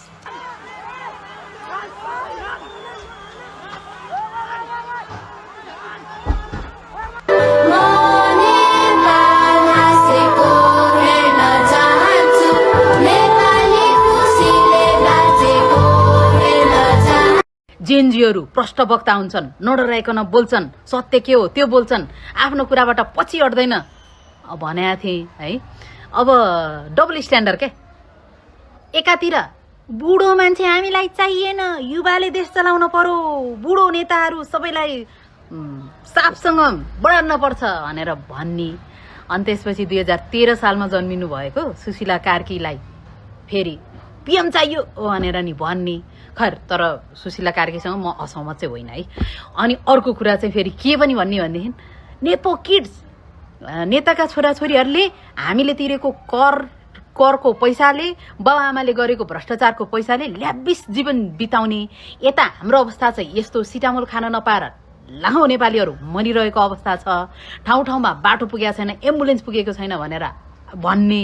अनि त्यसपछि राजा पो चाहिन्छ कि क्या पनि भन्ने क्या है। यो हेर्दाखेरि चाहिँ डबल स्ट्यान्डर्ड मुखौटे पनि हुँदा रहेछन् जेएनजी भन्ने कुरा पनि हो। खैर, तपाईँ हामीले चाहिँ असली जेएनजीहरूले चाहिँ कुनै पनि पार्टीको झोले नभइकन प्रष्टसँग सोच्नुपर्छ। र अहिलेको टाइममा चाहिँ एउटा डिसिजन लिने टाइम चाहिँ भइसकेको छ। तर युवाको हातमा गएको भए अझ मजा आउँथ्यो क्या, अझ मजा आउँथ्यो। जस्तै बाले नै आएको भए पनि मजा आउँथ्यो, हर्क साम्पाङ नै आएको भए पनि मजा आउँथ्यो, इभन कुलमान घिसिङसम्म आए पनि मजा आउँथ्यो है। तर सुशीला कार्की एउटा महिला। केपी ओली लखाट्यो खुसी, घरसर जलायो, सेरेको बुढाबुढीले धोबी खायो खुसी होइन। तर प्रचण्ड खोइ कि तिमीहरू प्रचण्डको भरोटे हो होइन भने प्रचण्ड पनि निकाल्नु पर्यो। तिमीहरू जेएनजीको नाममा भनेको तिमीहरू आतङ्कवादी हो कि। तिमीहरू आतङ्कवादी किन भनेको भने कोही ब्याङ्क लुट्नु गएको छ, कोही चाहिँ यो अब होइन प्राइभेट सम्पत्ति लुट्नु गएको छ, भाट भोटी पनि फोर्नु गएको छ। के हो यो? चोर तिमीहरू आतङ्कवादी हो? लुट्नु गएको छ तिमीहरू सिधै? के हो यो? जेएनजीको नाममा आतङ्कवादी तिमीहरू भेडा हो। तिमीहरू त भेडा। के को लागि आन्दोलन गर्नु गएको तिमीहरू? तिमीहरू दिमाग छैन, सेन्स छैन अलिकति? ए आमा, के कोहीले चौचौ बोकिरहेछ, कहिले बिस्कुट बोकिरहेछ, कहिले कोक बोकिरहेछ। तिमीहरूको जिन्दगी देख्दा म त छक्क पर्छ। के हो के यो? कुन हिसाबले आन्दोलन गर्नु गएको तिमीहरू? बिचरा त निर्दोष भाइ बहिनीहरूले ज्यान गुमाएको छन्। तिमीहरूलाई भने चाहिँ त्यहाँ पुरै दसैँ लागेर छ नि त, कोक बोक्ने, बिस्कुट बोक्ने, चौचौ बोक्ने। जिन्दगी देख्दा। सुन जेएनजी मेरा भाइहरू, तिमीहरू जेएनजीको नाममा नि हाम्रो साना साना भाइहरू मरेछ बुझिस्? त सुदन, त भाइ गुरुङ भाइ, सुदन गुरुङ भाइ, सुन ध्यान दिएर भाइ, तिमीलाई केही कुरा थाहा छैन बुझ्यौ? तिमी चाहिँ अहिले त जेएनजीको नाममा तिमी ठुलो भएर आएको छौ कि, तर तिमीलाई नि भित्रभित्र तिमीलाई नि खरानी बनाइसकेको छ। तिमीलाई जेल हाल्छौँ अब हामी बुझ्यौ? किनभने तिम्रो कारणले त्यो भाइहरू मरेको। तिमीले त्यो गलत निर्णय किन तिमीले लिँदैछौ लु भन? तिमीलाई चाहिँ संविधानबाटै तिमीले गर्नु थियो भने, संविधानबाटै तिमीले ल्याउनु थियो भने तिमीले यत्रो हाम्रो भाइ बहिनीहरू किन मारे लु भन। यो बेलामा बालेन्सा किन बोलेन, स्वतन्त्रका बालेन्सा किन बोलेन लु भन। मेरो हर्का सामाङले त भनिरहेको थियो त, मलाई दे म बनाउँछु देश भनिरहेको थियो त। म हरेक के अरे त्यो भ्रष्टाचारीलाई म मार्छु, हाल्छु, जेलमा कोच्छु, त्यसको भएको सम्पत्ति पुँजीहरू म ल्याउँछु, देशलाई विकास गर्छु, समृद्धि ल्याउँछु भनेको थियो त। बुझिनस् तेरो दिमागले? यो सुदन भाइ, यो सुदन गुरुङ भाइ भनेर चाहिँ ल अब चाहिँ केटा हो खोजिहाल केटा कहाँ छ। यो भाइलाई केही आउँदैन रहेछ। जहाँबाट पनि संसदबाटै गर्नु चुन्नु थियो भने, के अरे संविधानबाटै तिमीहरूले ल्याउनु थियो भने होइन, तिमीहरूले यत्रो विध्वंस किन मचायो? यो कसले बेहोर्छ लु भन। ठुक्क चोर जनता चोरेरै छोड्यो होइन। बिचरा हाम्रा भाइ बहिनीहरूले कति दुःख गरे, कतिले ज्यान गुमाए, कति अहिले घाइते भएर घाइते अवस्थामा छन्। उहाँहरू यस्तो देश रोइरहेको बेलामा तिमीहरूले चोर्न छ। के को नेता चोर, चोर त तिमीहरू रहेछौ। राम राम राम राम राम राम राम बेइज्जतीका खलाक, बेइज्जती। त्यो झोला के गर्ने अब? त्यो चामलको बोरा कति खान्छ? वर्षौँ वर्ष चामलको बोरा खाएर बस्छौ। त्यो राइस कुकर कति दिनलाई हुन्छ? घुम्ने कुर्सी, साइकल, हे भगवान, चोरी चोरी तिमीहरू कस्तो यो भगवान कहाँसम्मको बिजेती हो? लाजको मनाउनु, देशलाई यत्रो चिन्ता परेको छ, भाइ बहिनीहरूले यत्रो दुःख गरेर देश बनाउँछ भनेर यत्रो सङ्घर्ष गर्नुभएको छ। हे भगवान, यस्ता बिजेतीहरूले अझ चोर नेता, भ्रष्टाचार नेता, भ्रष्टाचार चोर तिमीहरू रहेछौ। अब यिनीहरूको फोटो सार्वजनिक गर्न पर्छ बस।